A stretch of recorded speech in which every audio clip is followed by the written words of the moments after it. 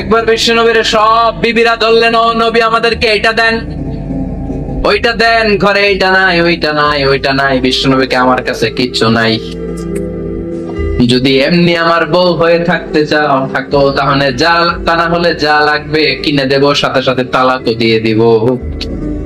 কিছু দিতে পারবো না, আমার নাই তো সামর্থ্য নাই। কিন্তু বিবিরাও ছাড়ে না, এটা দেন ওইটা দেন। বিশ্বনবী রহমতের নবী, বিবিদেরকে বুঝাতেও পারেন না, বিবিরা আবদার করতেছে নবী এটা লাগবে ওইটা লাগবে। ইন দ্য মিন টাইম বিশ্বনবী একজনের সালাম শুনতে পেলেন, কে যেন দরজায় দাঁড়িয়ে বলতেছে আসসালামু আলাইকুম। বিশ্বনবী দরজার দিকে তাকালেন, তাকিয়ে বললেন ওয়ালাইকুম আসসালাম। আর বুঝতে পারলেন এটা আমার ওমরের সালাম। সালাম করে বিবিদের দিকে তাকায় দেখে একজন বিবিও নাই, সব অন্তর্মহলের ভিতরে দৌড়। সুবহানাল্লাহ পড়তে পারলেন না? This is our super hero Omar. এরকম ওমর একটা লাগবে, চিল্লায় বলেন কয়টা? একটা ওমর গোটা বিশ্বকে সোজা করে দিবে, সবল আর দুর্বলের সব পার্থক্য দূর করে দিবে, মাজলুমের উপর জালিমের অত্যাচারের অবসান ঘটায় দিবে, গোটা বিশ্বটাকে সাম্য, মৈত্রী, ভালোবাসার ইনসাফ দিয়ে পরিপূর্ণ করে দিবে। সেই ওমরের অপেক্ষায় আমরা। নিজের ছেলেকে 80টা বেত মেরেছেন। কয়টা? 80টা বেত মেরেছে। এই ব্যাপারে অনেকগুলো বর্ণনা পাওয়া যায়। সবচেয়ে সহিহ বর্ণনা হচ্ছে মুয়াত্তা ইমাম মালিকের বর্ণনা। ওমর ফারুক রাদিয়াল্লাহু তাআলা আনহুর ছেলে আব্দুর রহমান মারুফুন বিআবি শাহমা ছিলেন মিশরে। ওখানে নাবিজ খেয়েছিলেন। নাবিজ হচ্ছে আরব দেশের লোকেরা দুধের মধ্যে শক্ত খুরমা রাত্রে বেলা ঢেলে দিত। ঢেলে দিলে সারা রাত ওই খুরমার রসটা দুধের সাথে মিশে দুধটা লাল হয়ে যেত। এটারে সকালবেলা খেত, খুব সুস্বাদু। এটাকে বলে নাবিজ। কিন্তু এটা রাতে ভিজাইলে সকালেই খাইতে হয়, রেখে দিলে আবার একটু সমস্যা হয়। এটা অনেকটা তারির মতো হয়ে যায়, মাতলামি চলে আসে। তো ওমরে ফারুকের ছেলে নাবিজ খেয়েছেন, মদ খাননি, নাবিজ। কিন্তু নাবিজ খাওয়াতে সাকরান চলে এসেছে। সাকরান চলে আসাতে এটা যখন প্রমাণিত হয়েছে, আমর ইবনে আস রাদিয়াল্লাহু তাআলা আনহু নাকি 80 বেত মেরেছেন মিশরে। কয় বেত? নিয়ম হচ্ছে সবার সামনে, কিন্তু সবার সামনে না মেরে একটু গোপনে মেরেছে। এই তথ্য যখন ওমরে ফারুকের কাছে এসেছে, উনি বললেন না, মারতে হবে সবার সামনে, আলাদা মারলা কেন? ও মদিনায় ফিরে আসলে আমি আবার 80টা মারব। মদিনায় ফিরে আসার পরে সাইয়েদনা ওমরে ফারুক ওই আগের 80টারে আর ধরেন নাই, নিজ হাতে আবার 80টা বেত মেরেছেন। এই বেত মারার 1 মাস পরে এই আবু শামা ইন্তেকাল করেছে। অনেক ঐতিহাসিক বলে এই বেতের আঘাতে মরেছে, কেউ কেউ বলেছে নিজের রোগের কারণে মরেছে। কিন্তু দিস ইজ দ্য ইনসাফ সিস্টেম অফ ওমর। নিজের ছেলে বলে ছেড়ে দেয় নাই। এখন নিজের ছেলে হইলে 7 খুন মাফ, নেতার ছেলে হইলে 10 খুন মাফ, এলাকার মোড়লের ছেলে হইলে 10 খুন মাফ। ও পার্সিয়ালিটি ইন ইসলাম। ইসলামে পার্সিয়ালিটি নাই। আপনি নেতার ছেলে হন, আপনি বিজনেস ম্যাগনেটের ছেলে হন, আপনি যেই হন না কেন, ইসলামের দৃষ্টিতে সবাই সমান। চিল্লায় বলেন ঠিক কিনা? বনু মখজুমিয়া গোত্রের এক নারী চুরিতে ধরা পড়ল। সাহাবারা বললেন, নবী মদিনার সবচেয়ে ভেরি প্রেস্টিজিয়াস এন্ড ডিগনিফাইড ফ্যামিলির মেয়ে, আপনি হাত কাটেন না, কারণ ইসলামের নিয়ম চুরি করলে কি কেটে দাও। বিষ্ণু বললেন, বলো হাত না কাটার জন্য তোমরা আমাকে রেকমেন্ড করছো? এটা আল্লাহর আইন। পৃথিবীর কেউ রেকমেন্ড করলো শোনার ক্ষমতা আমার নাই, কারণ আইনটা দিয়েছে কে? লাউ কানাত ফাতিমাতু বিনতি মুহাম্মাদিন সারাকাত লাকাতা মুহাম্মাদুন ইয়াদাহা। আরে বনু মাখজুমিয়া মেয়ে তো দূরের কথা, আমার কলিজার টুকরা ফাতেমাও যদি আজ চুরিতে ধরা পড়তো, তার হাত কেটে দিতে আমি 1 মিনিটও দেরি করতাম না। দিস ইজ ইসলাম। এই হচ্ছে ওমরে ফারুকের মানাকিব। এরকম ওমরে ফারুক কয়টা লাগবে? আওয়াজ করে বলতে হবে, কয়টা লাগবে? একটা লাগবে। এই সাইয়েদনা ওমরে ফারুক মদিনার প্রথম চিফ জাস্টিস ছিলেন। সর্বপ্রথম ওনার পরামর্শে সাইয়েদনা আবু বকর রাদিয়াল্লাহু তাআলা আনহু কোরআনকে সংকলন করেছেন। আমরা এই যে কোরআন পড়ি 30 পারা, এমদাদিয়া লাইব্রেরির 114টা সূরা, কত সুন্দর সন্নিবেশ করা হয়েছে, এখানে সাজানো হয়েছে। আল্লাহর হাবিব সাল্লাল্লাহু আলাইহি ওয়াসাল্লামের সময় কি এরকম কোরআন ছিল নাকি? ছিল না।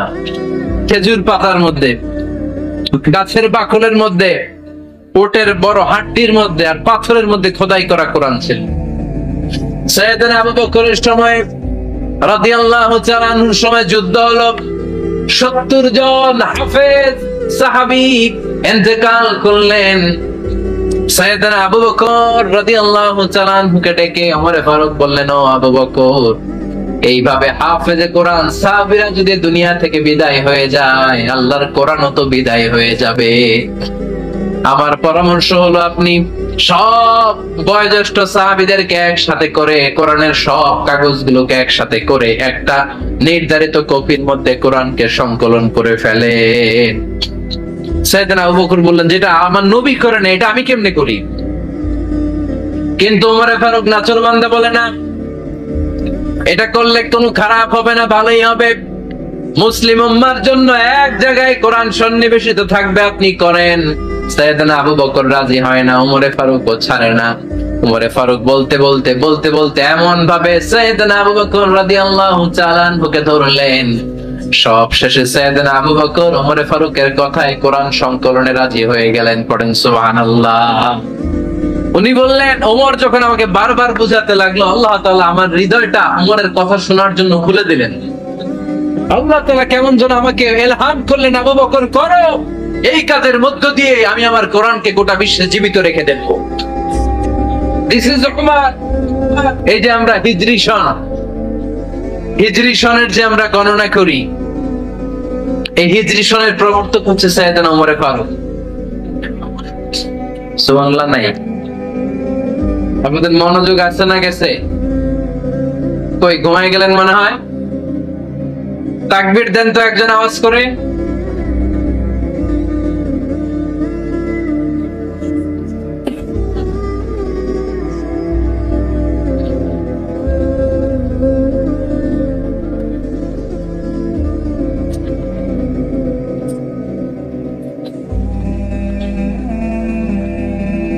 মাশাআল্লাহ, মাশাআল্লাহ। বসেন বসেন, এখনই শেষ করে দেব কিছু সময়ের মধ্যে। আমরা একসাথে বিদায় নেব ইনশাআল্লাহ। ওঠা বসা করবেন না, ওঠা বসা করবেন না, বসেন।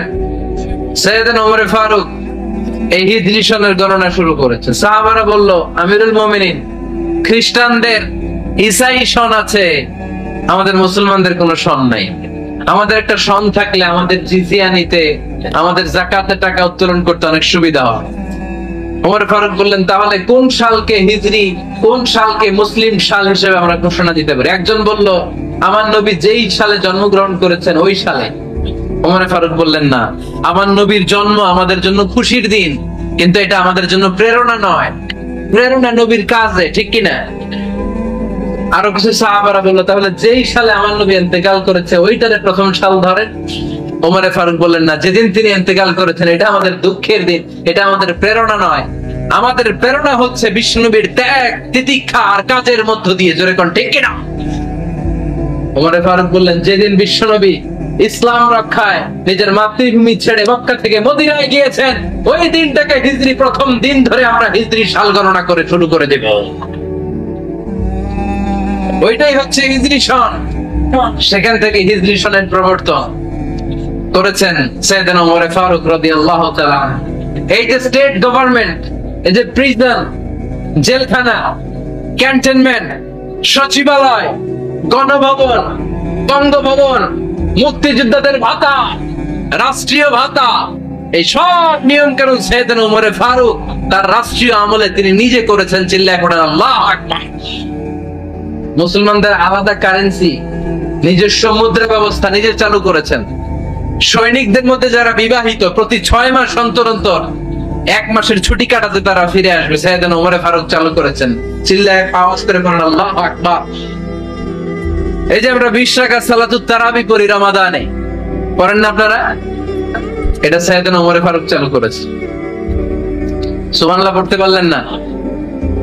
কোরআনে মোট 22টা আয়াত আছে যেখানে সাহাবারা ইনডিসিশনে ভুগছিলেন।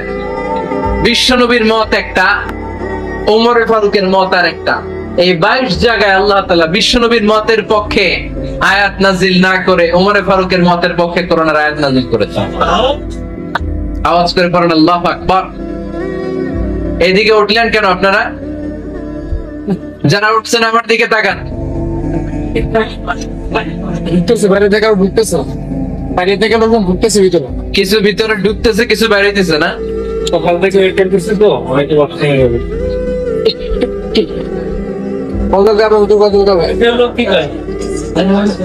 সাইয়েদনা ওমর ফারুক। আমরা সাহাবীদের জীবন চরিত পড়তে চাই না, কত যে অনুপ্রেরণামূলক দৃষ্টান্ত সাইয়েদনা ওমর ফারুক আমাদের জন্য রেখে গিয়েছেন। ওমর ফারুক যখন খলিফা, দিনের বেলায় যদি রাত্রে কোনো নিয়ম জারি করতেন, দিনের বেলায় জনগণকে কোনো বিষয়ে যদি নিষেধ করতেন, রাত্রে বেলায় খাওয়ার সময় ফ্যামিলি মেম্বারদের সবাইকে বলতেন, দিনের বেলা আমি জনগণকে এই কাজ করতে নিষেধ করেছি, তোমরা আমার ফ্যামিলি মেম্বার, খবরদার তোমরা এই কাজ করো না। জনগণ করলে যতটুকু শাস্তি, তোরা করলে পাবি ডবল শাস্তি। সুবহানাল্লাহ কইবেন না? আমাদের নেতারা ওই বাড়ির বিচার করে, ওই বাড়ির মাইয়ার বিচার, ওই বাড়ির পোলার বিচার, নিজের পোলা গাঞ্জা টানে আছে না নাই? নিজের মেয়ে অপরাধ করে আছে না নাই? কি নেতা ছিলেন ওমর ফারুক! আগে নিজের ঘর সামলিয়েছেন, আগে নিজেকে সামলিয়েছেন, নিজের ঘর ঠিক করেছেন। বলেছেন জনগণ করলে যত বেদ, তোরা করলে ডবল বেদ। দিস ইজ কল্ড লিডার, ঠিক কি না? এক বাবা এসে বললেন, ওমর ফারুক আমার ছেলে কথা শোনেন। বেয়াদব। ওমর ফারুক ছেলেরে ডাকলেন, বাবা তুমি তোমার আব্বা জানের কথা শোনো না, এ তো কবিরা গুনাহ। ছেলে বলে, ওমর ফারুক সব দায়িত্ব আমার বাবার দায়িত্ব কি? উনি বললেন, প্রাইমারিলি প্রথমত 3 দায়িত্ব। আইয়ান চাকিয়া উম্মাহ, পৃথিবীর প্রতিটি বাবার উচিত ছেলেদের মেয়েদের জন্য ভালো মায়ের ব্যবস্থা করা। 2 নম্বরে আইয়াকসিনা ইসমা, সুন্দর তার একটা নাম রেখে দেয়া। 3 নাম্বার ইউআল্লিমাহুল কিতাব, তার আল্লাহর কিতাব শিক্ষা দেওয়া। এবার ছেলেকে আমার আব্বা 3টার একটাও করে নাই। এবার ওমর ফারুক রেগে গেলেন, বাবার কাঁধে ধরলেন, বললেন তুই ছেলের জন্য বিচার নিয়ে আসলি, তোর 3টা দায়িত্বের একটাও তুই পালন করিস নাই। ছেলে বলে, আমিরুল মুমিনিন আমার মা নর্তকী, আমার মা মাজুসি, আমার মায়ের মধ্যে কোনো আদব কাদব নাই, সুন্দরী দেখে আমার মারে বাবা বিয়ে করছে, আমার মায়ের কাছ থেকে জীবনে কিছু শিখি নাই। 2 নাম্বার সাম্মানি খানফাসা, আমার বাবা আমার নাম রেখেছে চামচিকা। কি নাম রাখছে? এটার নাম হইলো একটা, এরকম উল্টা পাল্টা নাম আছে না নাই? না, এগুলো রাখবেন না। আব্দুল্লাহ রাখবেন, আব্দুর রহমান রাখবেন। আর একটা কি বলছি আজকে? হুযায়ফা রেখে দিন, পারবেন? ওয়ালাম ইউআল্লিমনি হারফাম মিন কিতাবিল্লাহ আমিরুল মুমিনিন। শুধু তাই না, আল্লাহর কোরআনের একটা অক্ষর আমার বাবা কোনোদিন আমারে শিক্ষা দেয় না। ওমর ফারুক রেগে গেলেন, এবার বাপের কান্দে ধইরা মারতে শুরু করে দেয়। তুই পোলার নামে বিচার নিয়ে আইছস, তোরে মার দিব আগে। এরকম নেতার দরকার আছে না নাই? মদিনায় এক লোক তার বউরে রাগের চোটে 100 তালাক দিয়ে ফেলছে। কয় তালাক দেয়ার নিয়ম? কয়টা দিছে? কয়টা? এবার স্ত্রী কাঁদতে কাঁদতে এসে বলে, আমিরুল মুমিনিন দেখেন, আমার স্বামী আমারে দেখে মেঘে 100 তালাক দিচ্ছে। ওমর ফারুক বললেন, দইরা নিয়ে আয়, এটা নিয়ে আসা হলো। ওমর ফারুক বললেন, কয়টা তালাক দিয়েছো? কয় 100টা। কেন দিছো? কয় মাথা গরম আছিল। এরকম আছে না? তালাক দেওয়ার সময় সব তালাক, তুই তালাক, তোর মা তালাক, তোর বোন তালাক, সব তালাক। তালাক দিবে ওয়াইফ রে, দিতেছে সবাই রে। তো ওমর ফারুক বললেন, দিবে 3টা, 100টা দিলা কেন? কয় মেজাজ গরম ছিল। কয় দাঁড়া, আত-তালাকু মিন শাআইরিল্লাহ, তালাক হচ্ছে আল্লাহর দেয়া বিধানের একটা নিদর্শন। এটা নিয়ে তুই খামখেয়ালি করলি?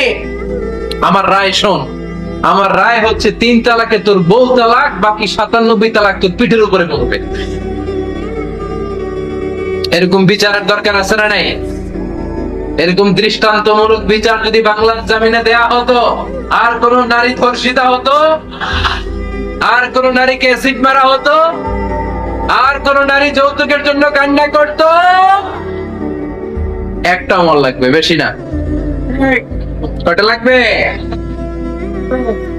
তিনি গভর্নর সিস্টেম চালু করেছিলেন, governor system, Islamic state. Bahrain, Yemen, মিসর, কুফা, বসরা, মক্কা, মদিনা, এই 7 জায়গায় 7 জন গভর্নর পাঠিয়েছেন, তাদের থেকে তথ্য নিতেন। এই গভর্নর সিস্টেম উনি বানিয়েছেন। সাইয়েদনা আমর ইবনে আল-আস রাদিয়াল্লাহু তাআলা আনহুকে পাঠিয়েছেন মিশরে। মিশরে একটা দৌড় প্রতিযোগিতা হতো। ওই দৌড় প্রতিযোগিতায় আমর ইবনে আল-আস রাদিয়াল্লাহু তাআলা আনহুর ছেলে অংশগ্রহণ করেছে, কিন্তু এক মিশরি ওই দৌড় প্রতিযোগিতায় চ্যাম্পিয়ন হয়ে গেছে, রানার্স আপ হয়েছে আমর ইবনে আল-আসের ছেলে। এবার মিশরি ফার্স্ট আর গভর্নরের ছেলে সেকেন্ড। রাগের চোটে আমর ইবনে আল-আসের ছেলে ওই মিশরির মাথার মধ্যে কয়েকটা বাড়ি মেরেছে। মিশরি বলে, আমার মারলা কেন? তুমি খেলায় পারো না, আমারে মারলা কেন? কয় আনা ইবনুল আকরামিন, আমি গভর্নরের পোলা, আমি যা বলবো এটাই হবে, আমার উপরে কথা নাই। মিশরি ওইখানে আর ঝগড়া বাঁধায় নাই, মনে দুঃখ নিয়ে মদিনায় চলে আসলেন। এসে বললেন, আমিরুল মুমিনিন, আপনি আমর ইবনুল আস রাদিয়াল্লাহু তাআলা আনহুকে মিশরের গভর্নর বানিয়ে পাঠিয়েছেন। একটা প্রতিযোগিতায় আমি চ্যাম্পিয়ন হয়েছি, ওনার ছেলে হয়েছে রানার আপ।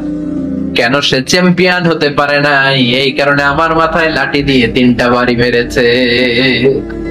বিচারটা দিছে কার দরবারে? কথা বুঝেন নাই মতো? ওমর ফারুকের দরবার। ওমর ফারুক বললেন, তাই আগামী বছরের অমুক তারিখ আমি সব গভর্নরদেরকে ডেকে হিসাব নেই, তো ওই দিন তুই থাকবি, পারবি না? মিশনে বলে, পারবো মানে অবশ্যই পার। ওই দিন 7 রাজ্য থেকে 7 গভর্নর হাজির, গভর্নরদের ছেলেরাও হাজির, মিশরীয় হাজির। 7 গভর্নরের কাছ থেকে 7 এলাকার খোঁজ খবর নেয়ার পরে ওমরে ফারুক বললেন, আইন আল মিসরি, মিশরি লোকটা কই, এদিকে আয়। মিশরি সামনে আসার পরে বলল, আমর ইবনুল আস, তুমি মিশরের গভর্নর, তোমার ছেলে সহ তুমি আসো। আমর ইবনুল আস এসে সামনে বসে রইলেন। এবার বললেন, ও আমর ইবনুল আসের ছেলে, তুমি নাকি ইবনুল আকরামিন গভর্নরের ছেলে, তুমি যা বলবা মিশরে নাকি তাই হবে, তোমার নাকি অনেক দাপট।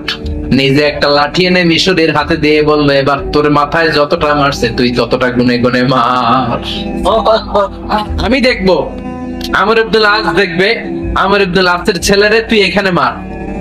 সে বলতেছে, থাক, আপনি বলছেন এতেই যথেষ্ট, মারা লাগবে না, আমি মাফ করে দিলাম। ওমরে ফারুক বললো, খবরদার,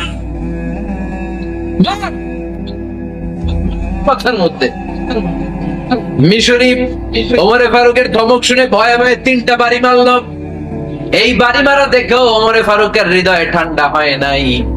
লজ্জায় আমর ইবনুল আস, বয়স হয়ে গিয়েছে, সাহাবা, মাথা তখন টাক, মাথায় চুল নাই, লজ্জায় মাথাটা হেট হয়ে মাথাটা নিচু করে রেখেছে। এবার রাগের চোটে ওমরে ফারুক বললেন, এবার আমর ইবনুল আসের টাক মাথার মধ্যে একটা মার। কেন ছেলেকে শিক্ষা দিতে পারে নাই?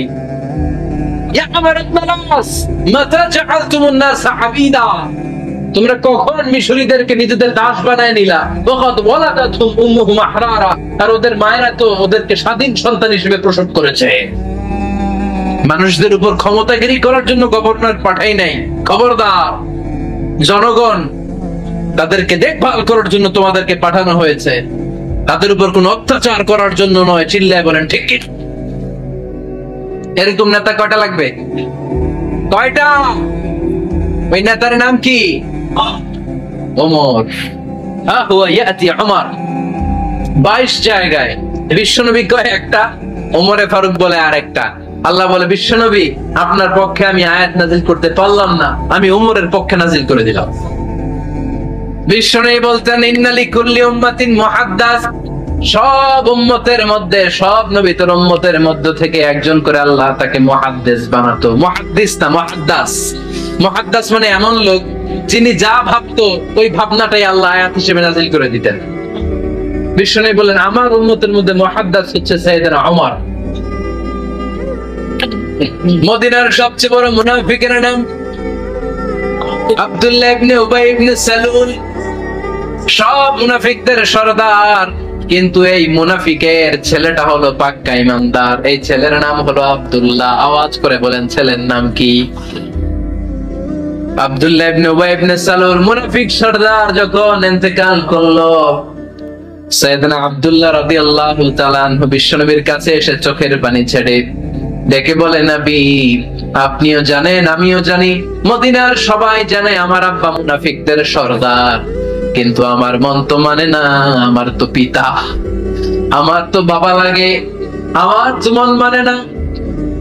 আপনিও জানেন মুনাফিক, আমিও জানি মুনাফিক। নবী আপনার দরবারে কিছু আমি চাই না, আপনার গায়ের একটা জামা দেন, আপনার জামাটা পরিয়ে আমার বাবারে দাফন দিব। এর উসিলায় যদি আমার আব্বারে আল্লাহ মাফ করে দেয়, দয়ার নবী মায়ের নবী জামা খুলে দিয়ে দিলেন। পড়েন সুবহানাল্লাহ। আব্দুল্লাহ রাদিয়াল্লাহু তাআলা আবার আবদার চললেন, নবী জানি আমার বাবা মুনাফিক, কিন্তু আমার তো বাবা। আপনার দরবারে ফরিয়াদ, আপনি নিজে যে আমার বাবার জানাজার নামাজের ইমামতি করবেন। দয়ার নবী মায়ার নবী জানাজার নামাজে যেতে চাইলেন। ওমরে ফারুক বললেন, নবী না, খবরদার আপনি উবাই ইবনে সালুলের জানাজায় যাবেন না। বিশ্বনবী জোর করে যেতে চাইলেন। সাইয়েদনা ওমরে ফারুক বিশ্বনবীর জামা পেছন থেকে টেনে ধরলেন। আল্লাহু আকবার, টেনে ধরলেন, যাবেন না আপনি। ওমর ফারুকের হাত থেকে হ্যাচকা টান মেরে জুব্বা টান দিয়ে বিশ্বনবী জানাজায় চলে গেলেন। রব্বুল আলামিন আয়াত নাযিল করলেন, ইস্তাগফির লাহুম আও লা তাস্তাগফির লাহুম ওয়া ইন তাস্তাগফির লাহুম ৭০ মাররাতান ফালান ইয়াগফিরাল্লাহু লাহুম। নবী গো, একবার নয়, দুইবার নয়, ৭০ বারও যদি এই মুনাফিকের জন্য আপনি ক্ষমা চান, তার জন্য ক্ষমা নাই, তার জন্য আছে জাহান্নাম। ওয়ালা তাকুম, আপনি যাবেন না আলা কবরি, কখনো তাদের জানাজায় যাবেন না। এই যে একটা ভুল করে ফেলছেন, এটা এবারই শেষ, এরপরে আর যাবেন না। সাইয়েদনা ওমর ফারুকের পক্ষে আল্লাহ তাআলা কোরআনের আয়াত নাযিল করে দিলেন। চিল্লায় পড়েন আল্লাহু আকবার। এভাবে 22টা জায়গায় ওমর ফারুক যা বলেছে, এটা নিয়ে একটা আলাদা আলোচনা হইতে হবে, আলাদা একটা আলোচনা লাগবে যে 22টা আয়াতে আল্লাহ তাআলা বিশ্বনবীর পক্ষে কোরআনের আয়াত নাযিল না করে সাইয়েদনা ওমর ফারুকের পক্ষে আয়াত নাযিল করেছেন। চিল্লায় পড়েন সুবহানাল্লাহ। ওই ওমর ফারুককে আমাদের মডেল বানানোর দরকার আছে না নাই? ওই ওমর ফারুকের জীবনী আমাদের ছেলে মেয়েদেরকে পড়ানোর দরকার আছে না নাই? আমাদের ভবিষ্যৎ প্রজন্ম এগুলো জানে না। ওরা সালমান খান দেখে বড় হয়, ওরা শাহরুখ খান দেখে বড় হয়, ওরা ঋত্বিক রোশনকে দেখে বড় হয়। ওরা মনে করে যে এরাই বড় সুপার হিরো। আমাদের যে কত বড় সুপার হিরো আছে এরা জানেই না। সাইয়েদনা ওমর ফারুক বিশ্বনবী সহ কিছু সাহাবারা একসাথে বসেছে। হঠাৎ খেয়াল করে খরগোশের মতো কান দুইটা খাড়া করে শোনেন, তাহলে বুঝতে পারবেন। হঠাৎ সাইয়েদনা ওমর ফারুক দেখলেন মৌমাছির ভনভন ভনভন আওয়াজ দেখা যায়। হাদিসটা এসেছে সুনানে তিরমিজিতে, মুসনাদে আহমদ ইবনে হাম্বলে। বর্ণনাকারী সাইয়েদনা ওমর ফারুক তিনি বলছেন, মৌমাছির ভনভন আওয়াজ দেখতে পেলাম, জানে ভাই সামনে পেছনে খুঁজে দেখি কোনো মৌমাছি নাই। ওমর ফারুক বললেন, আমার আর বুঝতে বাকি রইল না, এটা আসলে মৌমাছি নয়, আকাশ থেকে কোরআনের আয়াত বিশ্বনবীর কলিজার মধ্যে নাজিল করছে কে? অনেকগুলো পদ্ধতিতে বিশ্বনবীর কাছে আল্লাহ ওহী পাঠাতেন। মিসলা সালসালাতিল জারাস, ঘন্টার ধ্বনির ন্যায়। বুখারীর বর্ণনা, দপ্তরি যখন হাই স্কুলের ছুটির জন্য ঘন্টা বাজায়, ধমধম আওয়াজ হয়, এই ধমধম বিকট আওয়াজের মতো বিশ্বনবীর কাছে কোরআন নাজিল করত কে? আবার ফিল মানাম, স্বপ্ন যোগে কোরআন দেওয়া হতো। মিন ওয়ারাইল হিজাব, পর্দার অন্তরাল থেকে কোরআন দেওয়া হতো। ইলকা ফি কুলুবি রাসূলিল্লাহ, বিশ্বনবীর অন্তরের ভিতরে কোরআন ঢুকিয়ে দেওয়া হতো। আবার সাইয়েদনা জিবরাইল ওনার নিজ সূরাতে নিজ আকৃতিতে বিশ্বনবীর কাছে এসে কোরআন নাজিল করে দিতে। সুবহানাল্লাহ। দুইবার বিশ্বনবী ওনার পুরো লাইফে সাইয়েদনা জিবরাইলকে ওনার আসল সূরাতে দেখেছিলেন। এক হচ্ছে হেরা গুহায়, দুই হচ্ছে সিদরাতুল মুনতাহা। আবার সাইয়েদনা জিবরাইল মাঝে মাঝে মানুষের সূরাতে বিশ্বনবীর কাছে কোরআন নিয়ে আসতো। বিশ্বনবী বলতেন, ঘন্টা ধ্বনির মতো যখন কোরআন আসতো, এই কোরআনটা রিসিভ করা আমার জন্য বড্ড কষ্ট হয়ে যেত। এভাবে কোরআন আসলে এটা রিসিভ করতে গেলে মা আয়েশা বলতেন, বিশ্বনবী প্রচন্ড শীতের রাতে ঘেমে ঘেমে একাকার হয়ে যেতে। আর যখন জিব্রাইল মানুষের সূরাতে আসতো, রিসিভ করাটা আমার জন্য সহজ করে দিল কে? আরেকটা মজার সিস্টেমে বিশ্বনবীর কাছে আল্লাহ পাক কোরআন নাজিল করতেন। ওই সিস্টেমটা হলো মিসলা দাওয়িয়া সাউতিন নাল।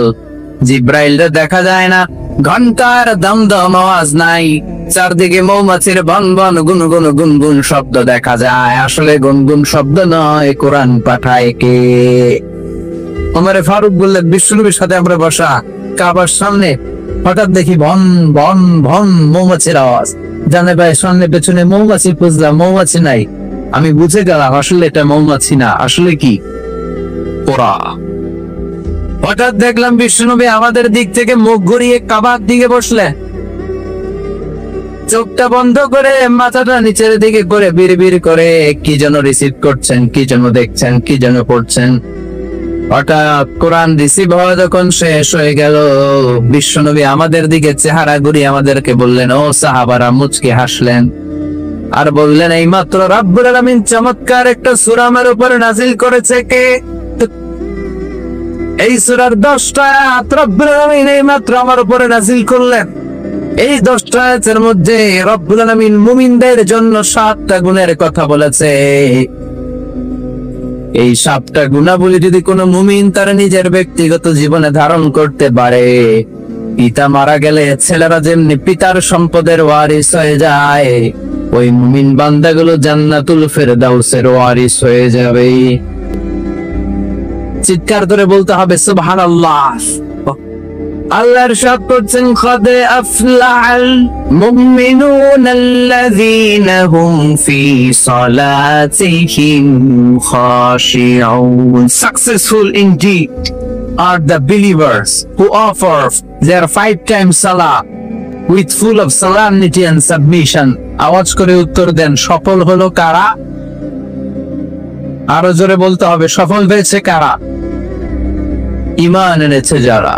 قد أفلح المؤمنون, মুমিনদের সফল কাম। তবে যেন মুমিন নয়, ওই মুমিনের মধ্যে 7টা কোয়ালিটি থাকা চাই। চিৎকার করে বলেন ভাইয়েরা, কয়টা?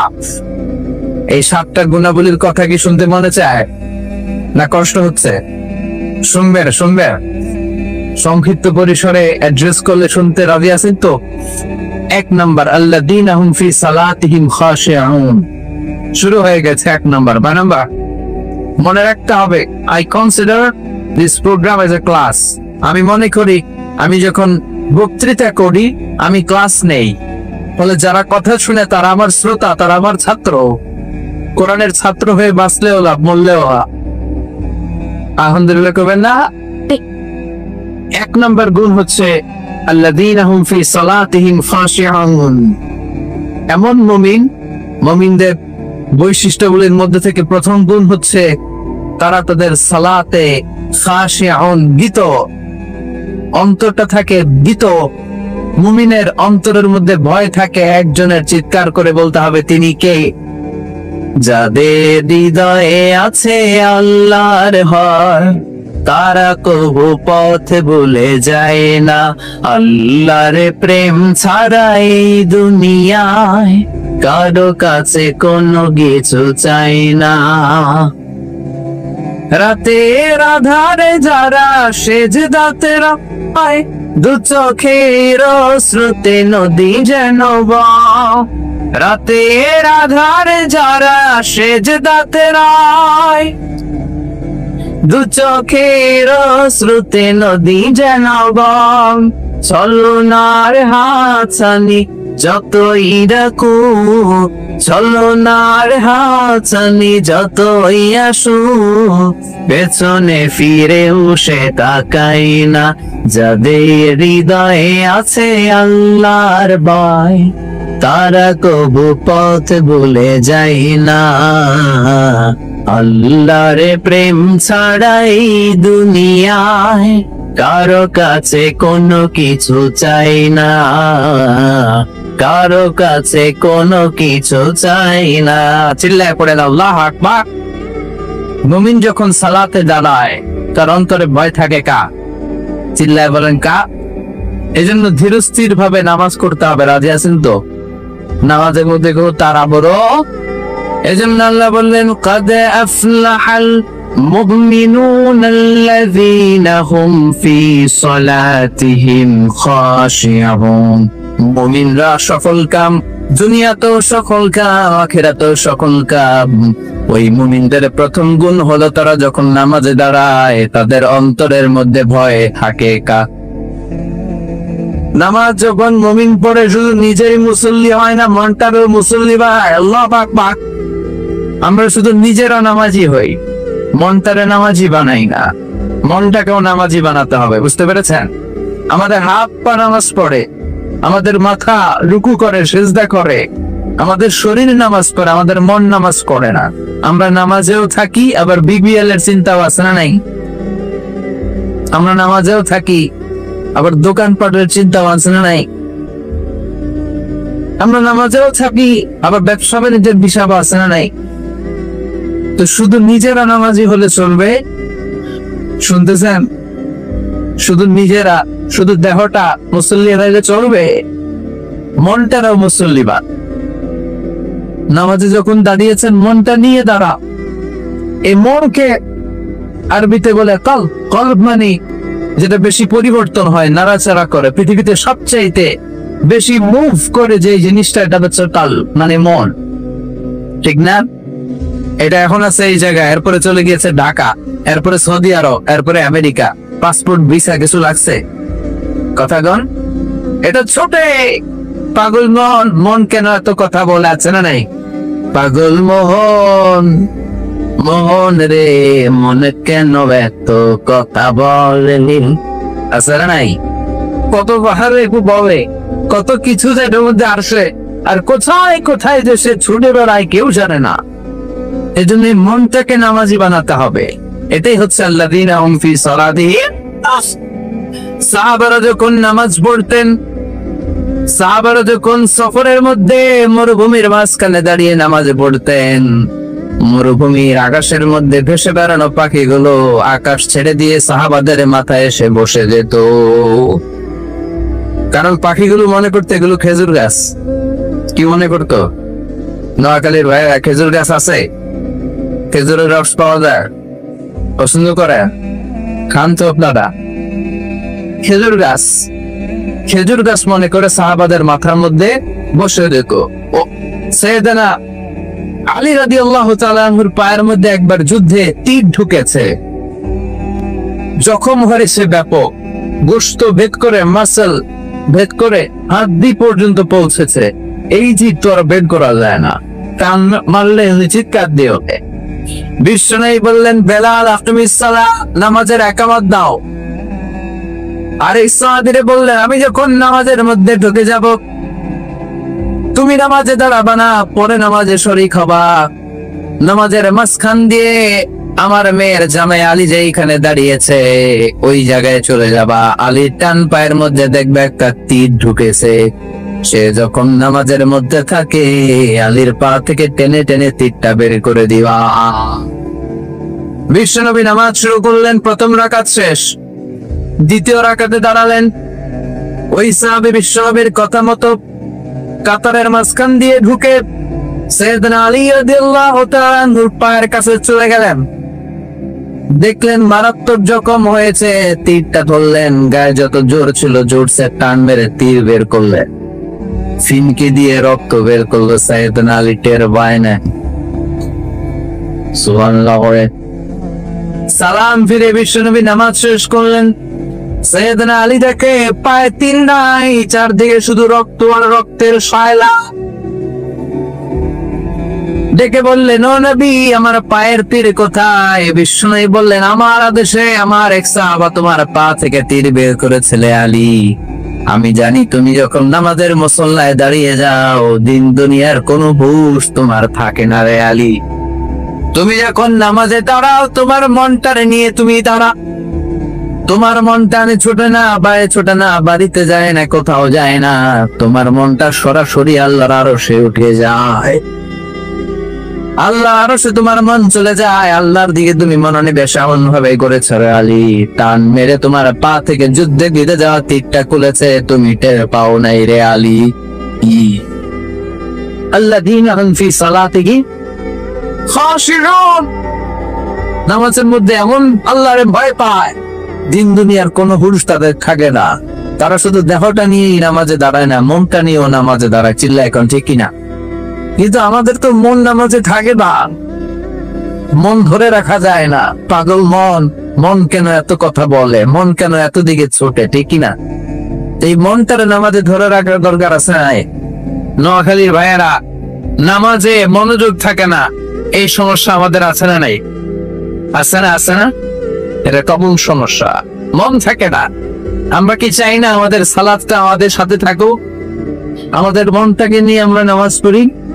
বিশ্বনবী কিছু টিপস শিখিয়েছেন, এই টিপস গুলো শুনতে চান? কিভাবে সালাতের ভিতরে মনোযোগ আয়ন আপনি করবেন, বৃদ্ধি করবেন কিভাবে? 5টা টিপস আপনাদেরকে শোনাবো। কয়টা মনে থাকবে? না খেয়ে ফেলবেন খেজুরের রসের সাথে? মনে থাকবে তো? টিপস নাম্বার 1, বিষ্ণু বললেন সল্লু সালাতান মুআদ্দিয়া, বিদায়ী নামাজ পড়, আখিরি নামাজ পড়। প্রতিটা নামাজের ওয়াক্তের সময় মনে করো, হতে পারে এই নামাজটাই আমার জীবনের শেষ নামাজ। হতে পারে না? কথা কম। আমার ঘড়িতে এখন বাজছে একেবারে বরাবর রাত 11টা। আপনাকে বলা হলো রাত 12টায় আপনাকে পৃথিবী ছেড়ে চলে যেতে হবে। শুনতেছেন? মনোযোগ নাই মনে হয়। স্লোগান দেন, দিল্লা বেতে বে। রাত 12টায় আপনাকে চলে যেতে হবে আল্লাহর দরবারে। মাকুল মাউত এসে আপনার রূহ কবজ করে নিয়ে যাবে। এখন বাজে 11টা, উনি আসবেন 12টায়। তো আমার আছে কয় ঘন্টা? জোরে বলেন। বলা হলো এই 1 ঘন্টায় আপনার জীবনের শেষ সময়, আখেরি সুযোগ। যান 2 রাকাত নামাজ পড়েন। ওই দিনের 2 রাকাত নামাজের মতো কি আমার সারা জীবনের কোনো নামাজ ভাবে? কারণ আমি জানি 1 ঘন্টা পরে এই ক্ষণিকের দুনিয়া ছেড়ে আমাকে চলে যেতে হবে। ওই দিন আপনি এত সুন্দর করে অজু করবেন, জীবনে এত চমৎকার অজু করেন নাই, যেরকম ঠিক কিনা? ওই দিন আপনি এত চমৎকার করে জামা পরবেন, হাতে পায়ের মধ্যে আতর লাগাবেন, যায় নামাজে দাঁড়িয়ে আল্লাহু আকবার বলে নামাজ শুরু করবেন। কাঁপতে কাঁপতে আপনি কিয়াম করবেন, রুকু করবেন, সিজদায় যখন যাবেন, সিজদায় যে কাঁপতে কাঁপতে কাঁপতে কাঁপতে ওই দিন আপনি যায় নামাজটারে চোখের পানি দিয়ে ভিজিয়ে দিবে, ঠিক না? কারণ আপনি সুনিশ্চিত 1 ঘন্টা পর আপনাকে চলে যেতে হচ্ছে। 1 ঘন্টা পরে আপনাকে চলে যেতে হবে। ওই দিনের সেজদাটা আপনার জীবনের সবচেয়ে শ্রেষ্ঠতম সেজদা হবে, ঠিক না? কারণ আপনি জানেন আপনি চলে যাবেন, এটাই আপনার জীবনের শেষ নামাজ। তো প্রতিটা নামাজ যখন আমরা পড়ি, এর পরের নামাজ আমাদের জীবনে আছে কিনা কোনো গ্যারান্টি আছে নাকি? তাহলে প্রতিটা নামাজের সময় হতে পারে এটা আমাদের জীবনের শেষ নামাজ। এই চিন্তাটা করার দরকার আছে না নাই? আরো আধা ঘন্টা যে আমরা বেঁচে থাকবো, কেউ গ্যারান্টি দিয়ে হাত তুলতে পারবে? 10 মিনিট বাঁচবো, গ্যারান্টি আছে? শ্বাস যেটা ঢুকাইছি এই শ্বাসটা বের করতে পারবো, গ্যারান্টি আছে? তাহলে প্রতিটা মুহূর্তে নামাজে আল্লাহু আকবার বলে দাঁড়ালে এটা মনে করতে আমাদের সমস্যা কোথায়? যে হতে পারে এটা আমার শেষ নামাজ, হতে পারে এটা আমার জীবনের শেষ চান্স, শেষ সেজদা। এজন্য বিষ্ণু বলেছেন সাল্লু সালাতান মুআদ্দিয়া, perform the salah as if this is your last and final prayer। এমন ভাবে নামাজ পড়ো মনে করো এটা হতে পারে তোমার জীবনের শেষ নামাজ। এই চিন্তাটা নিয়ে যদি কেউ নামাজ পড়তে দাঁড়ায়, তার নামাজের মধ্যে আল্লাহর ভয় আসবে না, নামাজে তার শরীরের সাথে মন থাকবে না। Tips number 1। টিপস নাম্বার 2, তা'দিলুল আরকান, নামাজের যে ফরজ গুলো আছে এগুলো ধীরস্থির ভাবে আদায় করতে হবে, তাড়াহুড়ো করা যাবে না। অনেকে রুকু থেকে সোজা হয়ে দাঁড়ানো হানাফি মাযহাবে, হানাফি স্কুল অফ থটে ওয়াজিব। সোজা হয়ে না দাঁড়ালে আপনার সরু সেজদা দিতে হবে। অনেকে রুকু থেকে কোন রকম মাথা তুললে সেজদায় দৌড় মারে, আছে নাই? 2 সেজদার মাঝখানে ধীরস্থির ভাবে কয়েক সেকেন্ড বসতে হবে। অনেকে প্রথম সেজদা থেকে মাথা উঠিয়েই মুরগির মতো আবার ঠোকর মারে, দ্বিতীয় সেজদা, আছে না নাই? কথা বলেন না, আপনাকে ধীরস্থির ভাবে সালাত আদায় করতে হবে। There is no rushing in salah, there is no hastiness in salah। নামাজে কোনো তাড়াহুড়ো নাই, নামাজে কোনো hastiness, rushing নাই। আপনি ধীরস্থির ভাবে পড়বেন। এমনকি সালাত শুরু হয়েছে, জামাত ধরার জন্য দৌড়ে যেতেও বিশ্বনবী নিষেধ করেছেন। কোন ঠিক কিনা? ইদা উকিমাতিস সালাহ ফালা তাতুহা কাসআও ওয়া আতুহা তামশুন আলাইকুম বিসসাকিনা ফামা আদরাকতুম ফাসাল্লু ওয়া মা ফাতাকুম ফাতিমু। নামাজ শুরু হয়েছে, জামাতে যাচ্ছ, দৌড়ে যেও না, ধীরস্থির ভাবে যাও। দৌড়ে গেলে আপনার ব্রেথ ইন ব্রেথ আউট বেড়ে যাবে, শ্বাস প্রশ্বাস। তা আপনি নামাজে দাঁড়িয়ে হাঁফানি বেড়ান নিয়ে আল্লাহর সামনে দাঁড়াবেন না ধীরস্থির হয়ে আল্লাহ প্রশংসা করবে? অনেকে এটা করে। মাগরিবের নামাজ জাফালি কেরা, ইমাম কেরাত ধরছে আল্লাহু আকবার, ওয়াদ-দুহা ওয়াল-লাইলি ইযা মা ওয়াদ্দাআকা রাব্বুকা ওয়া মা ওয়ালাল আখিরাতু খায়রুল লাকা মিনাল। মুসল্লি মুখস্থ, মুসল্লি ওযুখানে ওযু করতেছে, ওযু ওনার মাঝামাঝি কেরাত ধরছে ছোট, উনি মনে মনে ভাবতেছে ওযু যদি তাড়াতাড়ি না করি আর রাকাত ধরার জন্য যদি দৌড় না দেয় তাহলে রাকাত মিস। কোন রকম ওযু করে দিছে দৌড়। মসজিদও ছিল টাইলসের মসজিদ, উল্টায় পড়ছে, মুসল্লি লুঙ্গি একদিকে, মুসল্লি আর একদিকে। আছে না নাই? এক মুয়াজ্জিন আমাদের এলাকায়, উনিও দৌড় মেরা টাইলসের মসজিদে উল্টায় পড়ছে, ঠ্যাং ভাইগা 6 মাস। আছে না নাই? এই জন্য সুন্নাত যেখানেই ভারেক হবে ওইখানে আমাদের জীবনে বিপদ আছে না নাই? ধীরস্থির ভাবে যাও। বিষ্ণু বলেছেন ফামা আদরাকতুম ফাসাল্লু, যতটুকু পাও ইমামের সাথে কর, ওয়া মা ফাতাকুম ফাআতিমু, যেটা ছুটে গিয়েছে আগে আগাবো, তোমার সাহাবকে কবুল করবে কে? বিশ্বনবী মসজিদে নববীতে বসে এক সাহাবী নামাজ পড়লেন। নামাজ পড়ে বিশ্বনবীর কাছে আসার পরে বিশ্বনবী বললেন সল্লি ফা ইন্নাকা লাম তুসাল্লি, নামাজ পড়ো, তোমার নামাজটা হয় নাই।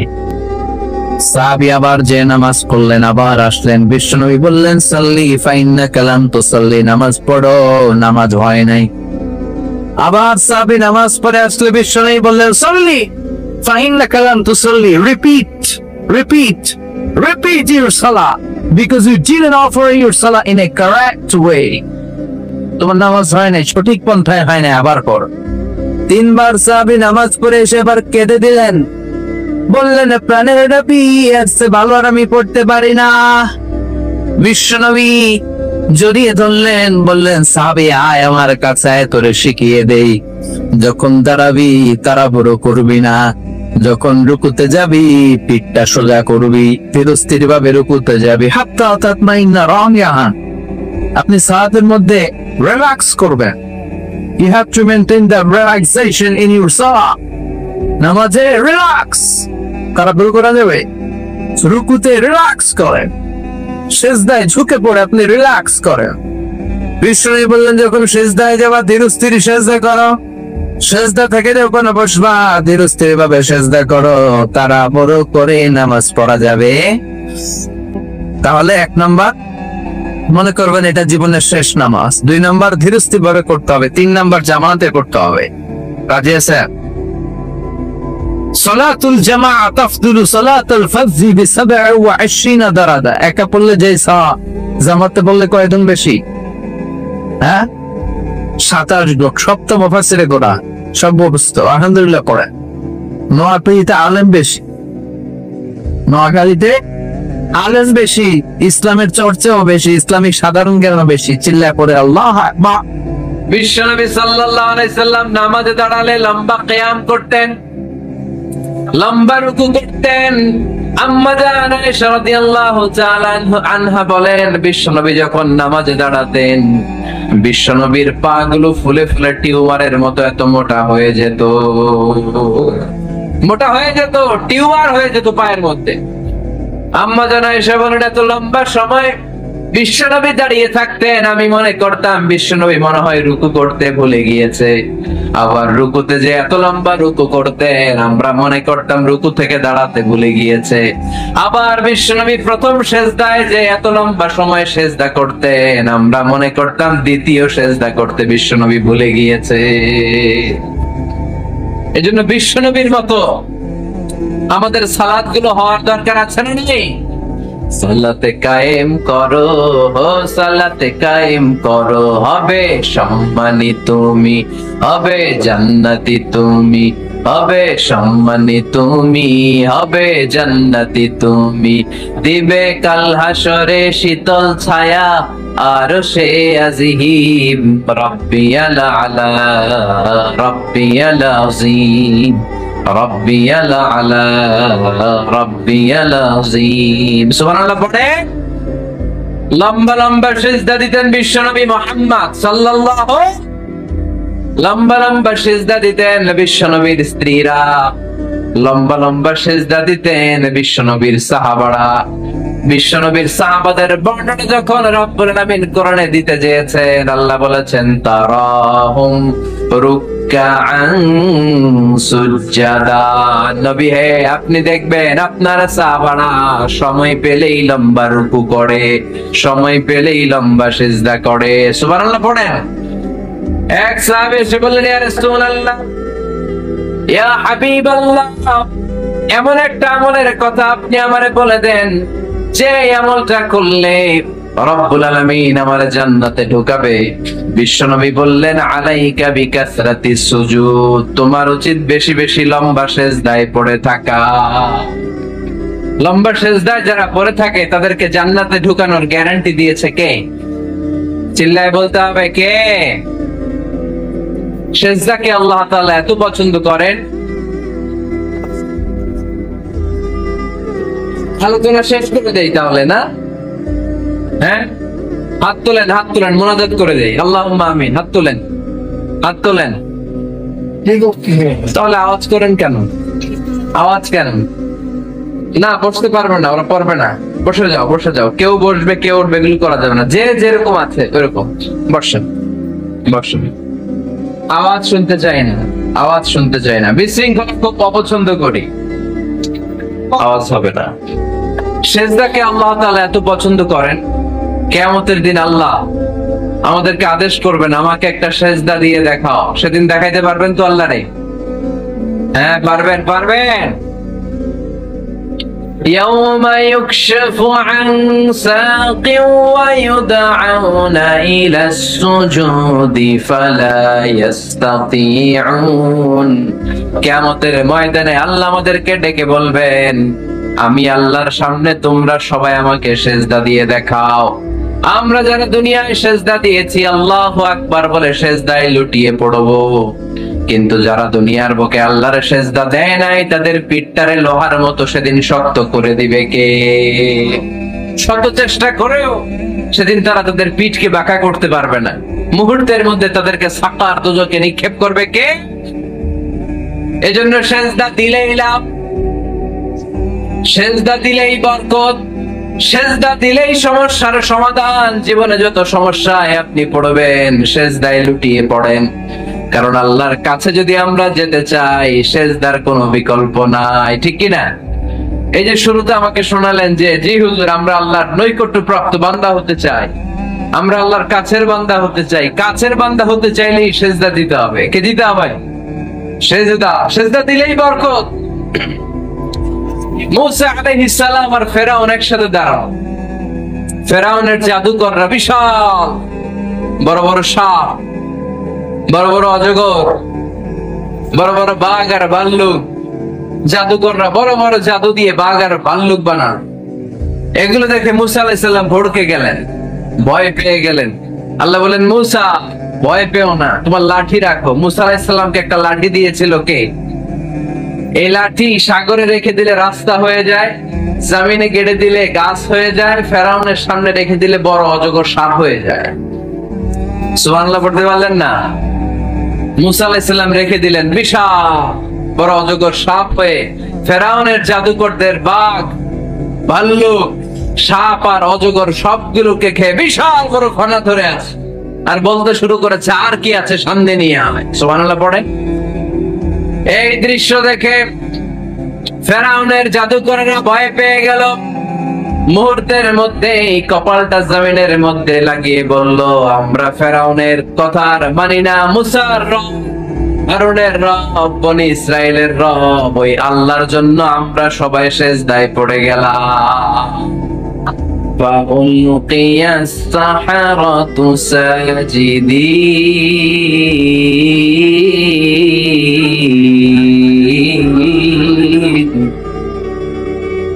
মুহূর্তে এরা সেজদায় পড়ে গেল। সেজদা দেওয়ার সাথে সাথে এদেরকে হেদায়েত দিল কে?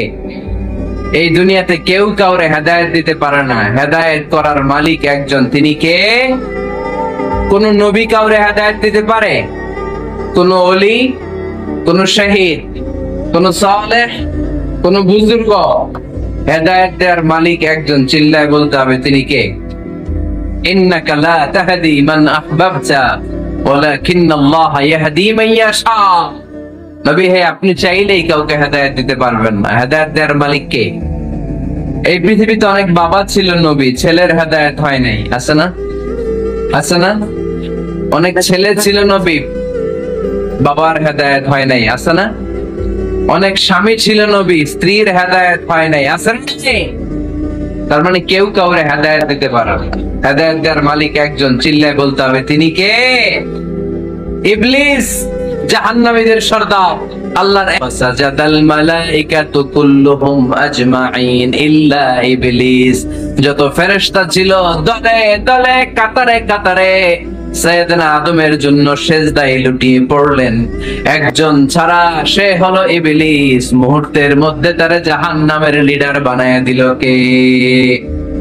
কয়টা সেজদার আদেশ অমান্য করেছে? সবাই বলতে হবে কয়টা? আমরা অমান্য করতেছি কয়টা? শয়তান মিস করছে কয়টা সেজদা? গাইবান্দার ভাইরা এখন আওয়াজ নাই গলায়। ইবলিস শয়তান সেজদা মিস করছে কয়টা? আপনি মিস করছেন কয়টা? হ্যাঁ, কোনো হিসাব নাই। এজন্য বেশি বেশি সেজদা দেওয়ার দরকার আছে না নাই? সালাত দেওয়ার দরকার আছে না নাই? কেমন করে আল্লাহর কাছে যাব? আল্লাহ বলেন ওয়াসজুদ ওয়াক্তারিব। আমার সাথে সাথে আওয়াজ করে পড়তে হবে, ওয়াসজুদ ওয়াক্তারিব, ওয়াসজুদ ওয়াক্তারিব। মানে সেজদায় লুটিয়ে পড়ো, আমি আল্লাহর কাছে চলে আস। এখন থেকে অসুস্থ হলে কি করবেন? হ্যাঁ, সেজদা দিবেন। বিপদে পড়লে কি করবেন? বাবার দরবারে যাবেন না? হ্যাঁ, পরীক্ষায় পাস করতে চাইলে কি করবা? সেজদা দিয়ে কারে বলবো? আল্লাহরে বলবো। তিনি সবকিছুর সমস্যার সমাধান করে দিতে পারেন, ঠিক কি না? তাহলে কোরআনের আলোকে আমরা জানলাম আল্লাহর কাছে যাওয়া যায় সেজদার মাধ্যমে। এবার যদি সুন্নাহর আলোকে জানতে চাই কি করে আল্লাহ তাআলার কাছে যাওয়া যায়, সুন্নাহ আমাদেরকে জানায় বেশি বেশি নফল ইবাদত করলে আল্লাহর প্রিয় ভাজন, নৈকট্যপ্রাপ্ত বান্দা হওয়া যায়। পড়েন সুবহানাল্লাহ। এজন্য রব্বুল আলামিন বলেন, মা ইয়াজালু আবদি ইয়াতাকাররাবু ইলাইয়া বিন নওয়াফিল। আমার বান্দা যখন বেশি বেশি আমার জন্য নফল ইবাদত করে, এগুলো করার মধ্য দিয়ে বান্দা আমার কাছে আসতে থাকে। পড়েন সুবহানাল্লাহ। যত নফল ইবাদত করবেন তত আল্লাহর কাছে যাবেন। ফরজ তো করাই লাগবে, এটা কম্পালসারি, অব্লিগেটরি। ফরজ তো করা লাগবেই, কিন্তু আল্লাহর কাছে যেতে চাইলে কাছে যাওয়া যায় ফরজ দিয়ে না নফল দিয়ে? নফল দিয়ে। চিল্লায় বলেন কি দিয়ে? নফল হচ্ছে ওভারটাইম। নফল কি? ওভারটাইম করে যেমনি বেশি টাকা কামানো যায়, তেমনি নফল ইবাদত করে আল্লাহ তাআলার প্রিয় ভাজন বান্দা হওয়া যায়, কাছে যাওয়া যায়। চিল্লায় বলেন ঠিক কি না? আল্লাহ বলে, আমার কোন বান্দা যদি বেশি বেশি নফল ইবাদত করা শুরু করে দেয়, সে আমার এত কাছে আসে, এত কাছে আসে, এত কাছে আসে, তখন কান দিয়ে যে যা শুনে সে তার নিজের কানে শোনে না, আমি আল্লাহর কানে শোনে। কোন সুবহানাল্লাহ। চোখ দিয়ে তখন সে যা দেখে নিজের চোখে দেখে না, আমি আল্লাহর চোখে দেখে। আল্লাহু আকবার। হাত দিয়ে যখন বান্দা কিছু ধরে, নিজের হাতে ধরে না, আমি আল্লাহর হাতে ধরে। পা দিয়ে যখন আমার বান্দা হেঁটে যায়, বান্দা নিজের পায়ে হাঁটে না, আমি আল্লাহর পায়ে হাঁটে। তার মানে আমি আর আমার বান্দার মধ্যে তেমন গ্যাপ থাকে না। সে যখন শুনে কেমন যেন আমার কানে শুনে, সে যখন দেখে কেমন যেন আমার চোখে দেখে, সে যখন ধরে কেমন যেন ওই জায়গায় আমি আল্লাহর হাত যুক্ত হয়ে যায়, সে যখন দৌড়ায় কেমন যেন আমি আল্লাহর পা দিয়ে দৌড়ায়। চিল্লায় বলেন ঠিক কিনা? বদরের প্রান্তরে 1000 সৈন্যবাহিনী, তলোয়ার অস্ত্র শস্ত্রে সজ্জিত ঘোড়সওয়ার বাহিনী। বিশ্বনবী গেলেন 313 জন নিয়ে, তলোয়ার নাই, ঘোড়া নাই, কিচ্ছু নাই। আল্লাহর উপর ভরসা করে বিশ্বনবী এক মুষ্টি বালি নিয়ে ওয়াশাহাতিল উজু বলে নিক্ষেপ করলেন। মুহূর্তের মধ্যে প্রতিটি ধুলিকণা বালিকণা কাফেরদের চোখের ভেতরে ঢুকায় দিল কে? কারণ আল্লাহ তখন বিশ্বনবীরে ডেকে বলেছেন, নবী আপনি যখন বালু মেরেছেন নিজের হাতে মারেন নাই, যখন বালু নিক্ষেপ করেছেন মূলত আমি আল্লাহর হাত দিয়ে বালু মেরেছেন। ওমা রামাইতা ইয রামাইতা ওয়ালাকিন্নাল্লাহা রামা, যখন আপনি বালু মেরেছেন, এক মুষ্টি বালু যখন কাফেরদের চোখে নিক্ষেপ করেছেন নিজের হাতে করেন নাই, কেমন যেন আমি আল্লাহ আমার হাতে বালুটা নিক্ষেপ করেছি। আপনি শুধু বালু নিয়ে নিক্ষেপ করেছেন, আর প্রতিটি ধুলিকণা বালিকণা আমি প্রতিটি কাফেরের চোখের ভিতরে ঢুকাই দিয়েছি। বলেন আল্লাহু আকবার। আপনার সামনে যদি 500 জন লোক দাঁড়ায়, গাইবান্ধার এক চিপা থাকে, আপনি বালু নিয়ে যদি এরকম মারেন ওদের চোখে, 500 জনের চোখে লাগবে নাকি? কয়জনের চোখে লাগবে? কয়জন? কয়েকজন, 2-4 জন, 10 জন, 15 জন, 20 জন, 500 জনের চোখে লাগবে। তার মানে বিশ্বনবী যখন বালু মেরেছেন এটা 1000 কাফেরের চোখে পৌঁছে দেওয়া সম্ভব ছিল না। বিশ্বনবী শুধু মেরেছেন, ওইখানে বালু কণাগুলো কাফেরের ধুলি কণাগুলো কাফেরের চোখের ভেতরে পৌঁছে দিয়েছে কে? এজন্য বান্দা যখন আল্লাহর প্রিয় হয়ে যায়, বান্দা যখন বেশি বেশি নফল ইবাদত করা শুরু করে দেয়, বান্দা নিজে কাজ করে না, কেমন যেন আল্লাহ নিজেই বান্দার কাজ করে দেয়। এজন্য বেশি বেশি নফল ইবাদত করবেন। হ্যাঁ, আওয়াজ করে ইনশাআল্লাহ বলতে পারলেন না? তাহলে আল্লাহর কাছে যাওয়ার 1 নাম্বার মাধ্যম হচ্ছে সিজদা দেওয়া। কি দেওয়া? আর হাদিস বা সুন্নাহর আলোকে আমরা জানলাম আল্লাহ তাআলার নৈকট্য পাওয়ার 2 নাম্বার মাধ্যম হচ্ছে নফল ইবাদত করা। কি করা? এই যে অনেকে বললেন হুজুর আমাদের যে কত সিজদা মিস গেছে কোনো হিসাব নাই। এখানে অনেক ক্যাটাগরির মুসলমান আছে। কেউ আছে তাহাজ্জুদ গুজার, কেউ আছে 5 ওয়াক্ত পড়ে, কেউ আছে 4 ওয়াক্ত, কেউ আছে 3 ওয়াক্ত, কেউ আছে 2 ওয়াক্ত, কেউ আছে 1 ওয়াক্ত, কেউ আছে নাই ওয়াক্ত। আছে না নাই? কেউ আছে শুধু জুমার মুসল্লি, কেউ আছে শুধু 2 ঈদের মুসল্লি। আছে না নাই? তো এই যে বললেন যে হুজুর কত সিজদা যে শয়তান মিস করছে একটা, আমরা যে মিস করছি কয়টা তার কোনো হিসাব নাই। হিসাব নাই, এখন থেকেই তওবা করতে হবে, ঠিক কি না? আর নফল ইবাদত বাড়ায় দিতে হবে। কিয়ামতের দিন আল্লাহ বলবে উনজুরু হালি আবদি মিন তাতাওউ, দেখো তো কোন বান্দার যখন ফরজে ঘাটতি, যে ফরজগুলো মিস করছেন, ফরজে যখন ঘাটতি আল্লাহ তখন বলবে ও ফেরেশতারা দেখো তো নফল আছে কিনা।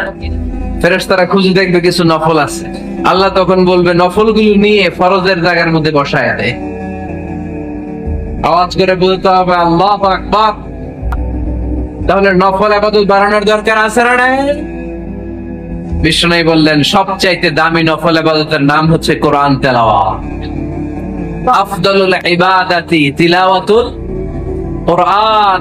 যত নফল ইবাদতের লিস্ট আছে এই লিস্টের র‍্যাঙ্কিং 1 নম্বরে থাকবে কোরআনের তেলাওয়াত। চিল্লায় পড়েন আল্লাহ।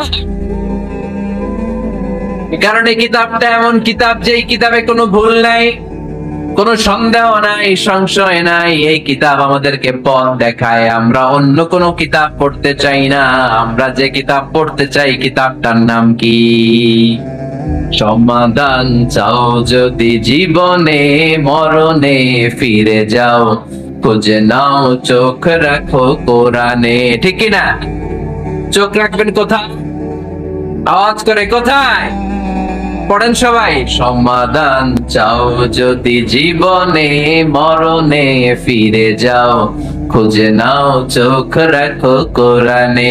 If you want the solution this dunya and akhirah, go back, have a look to the holy Quran. সুবহানাল্লাহ পড়েন।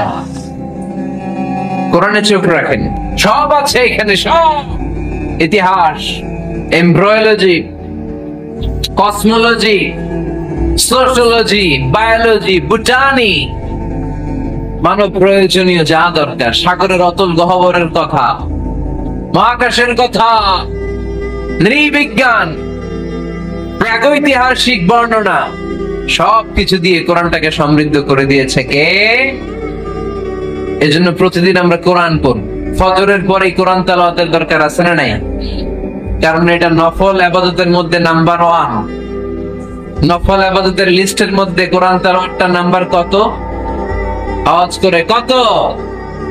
তাহলে এখন থেকে আমাদের স্লোগান হোক, ফজরের সালাতের পরে আমরা কোরআন তেলাওয়াত করব।